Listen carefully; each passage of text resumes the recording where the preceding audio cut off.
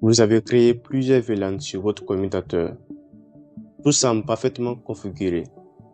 Pourtant, les ordinateurs des différents VLAN sont incapables de communiquer entre eux. Alors comment résoudre ce problème lorsqu'on ne possède pas de commutateur de niveau 3?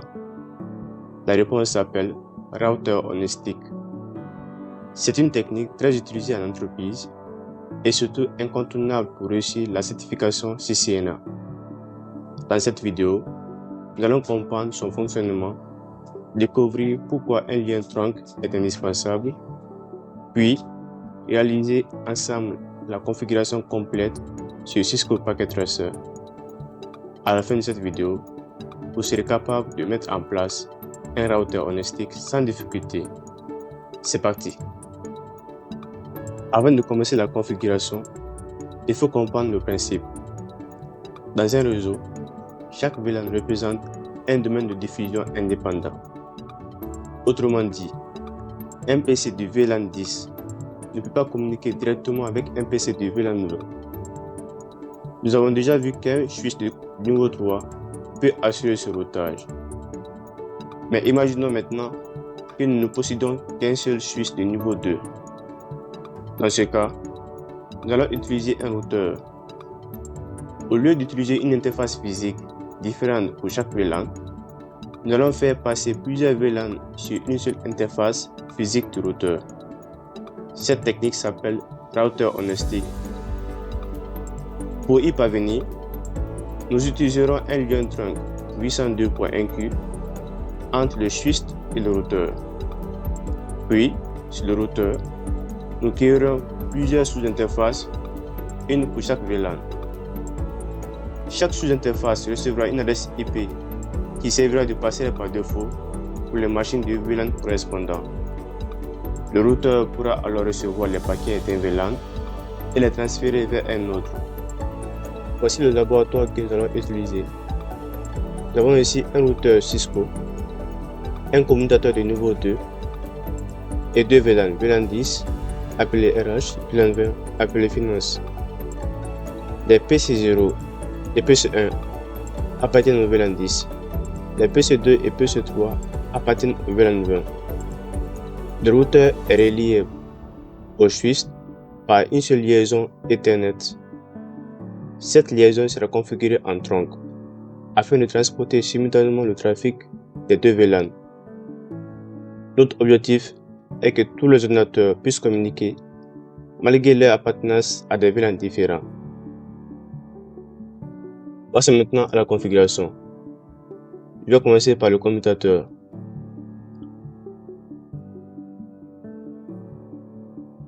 Alors sur le commutateur, je vais procéder à la création des deux VLAN. Enable, configure terminal, VLAN 10, name, RH, VLAN 20, name, finance. Après avoir créé les VLAN, je vais maintenant attribuer les interfaces correspondantes aux VLAN qui correspondent. Interface range, passe Ethernet 0/1, 2. Switch port, mode, accès. Switch port, accès, VLAN 10. Interface range, passe Ethernet 0/3, 4. Switch port, mode, accès. Switch port, accès, VLAN 20. Après avoir attribué les interfaces au VLAN correspondant, je vais activer le lien trunk sur l'interface qui relie le commutateur au routeur. Interface gigabit 0/1. Switch port, mode, trunk. Switch port, trunk. Allo, VLAN 10. VLAN 10, 20, right. Alors, la configuration nécessaire sur le commutateur est effectuée.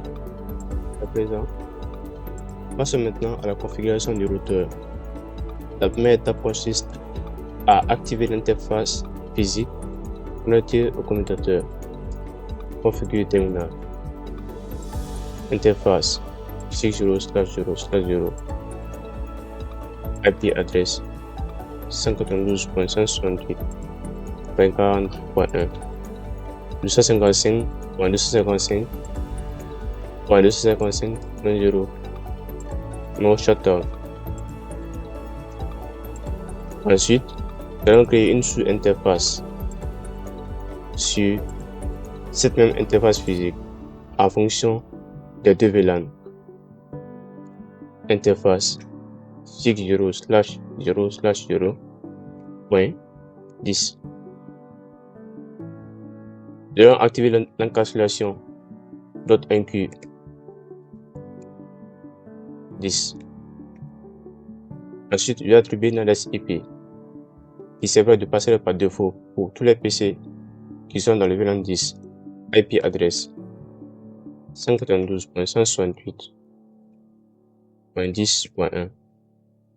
255.255.255.0. No shutdown.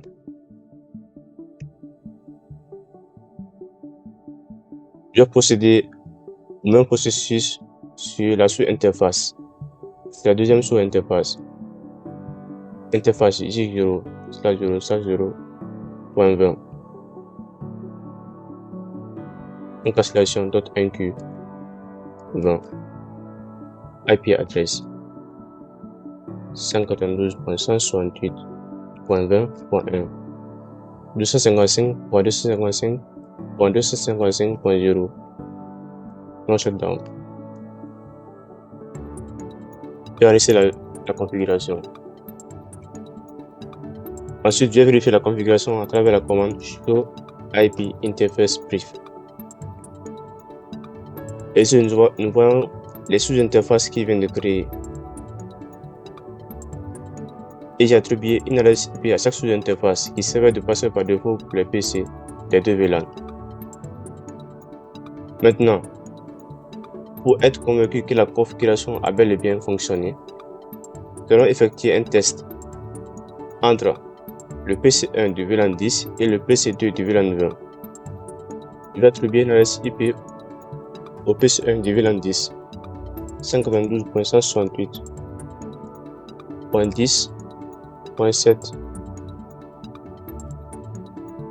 La passerelle par défaut sera l'adresse IP de la sous-interface 192.168.10.1. Le PC2 192.168.20.8. Passerelle par défaut 192.168.20.1.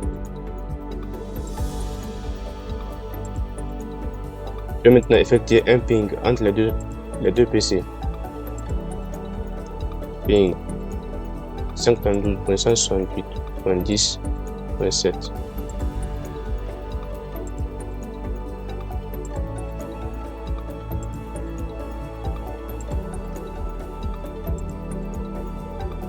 La connectivité répond effectivement. Alors cela veut dire que le routage fonctionne bel et bien et que la configuration est totalement correcte. Vous savez maintenant comment fonctionne le routeur Honestick, pourquoi le trunk est indispensable et comment configurer les sous-interfaces d'un routeur Cisco pour assurer la communication entre plusieurs VLAN. Dans la prochaine vidéo, nous continuerons à explorer les technologies essentielles du CCNA avec toujours plus de démonstrations pratiques. Alors, si cette vidéo vous a été utile, pensez à laisser un like, à vous abonner et à activer la cloche de notification pour ne manquer aucune nouvelle formation.